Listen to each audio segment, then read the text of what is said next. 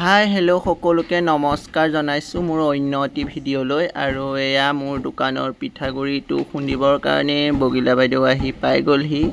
আৰু বগিলা বাইদেউ বুলিয়ে মাতোঁ, মানে মোৰ বৰমায়ে হ'ব, কিন্তু বাইদেউ মাতোঁতে অভ্যাস হৈ গ'ল। আৰু এয়া দেখিছেনে বাৰু, ঢেঁকীটো গুড়িত মানে গৰম পানীৰ কাৰণে খৰি চৰি বহুত যোগাৰ কৰি থোৱা আছে। অকণমান লেতেৰা নিচিনা পৰিৱেশটো হৈ আছে। এইটো ঘৰত অলপ খালি পিঠাগুড়ি আৰু খৰি চৰিয়ে থোৱা ঘৰ। এয়া চাউল লৈ ল'লোঁ খুন্দিবলৈ। আৰু এইজনী আমাৰ বগিলা বাইদেউ আৰু পিঠাগুড়ি চালা মানুহজনী কাপোৰ চিলাই আছে। হ'ব দে, এয়া নাতিনীয়েকৰ কাপোৰ চিলাই আছে। পিঠাগুড়ি চালিব আৰু মানে হোৱা নাই চালিবৰ কাৰণে দেখাই দিলোঁ দেই। দেখিছেনে বাৰু, বহুত ধুনীয়াকৈ চাফ চিকুণকৈ খুৱাওঁ কাৰণে। আৰু কাষ্টমাৰবিলাকো পিঠাকেইটা লগতে নি শেষ হৈ যায় মোৰ চবতকৈ আগতে। বহুত ধন্যবাদ মোক চিনি পোৱাৰ কাৰণে, মোৰ দোকানত অহাৰ কাৰণে মোৰ অনুৰাগীবোৰ।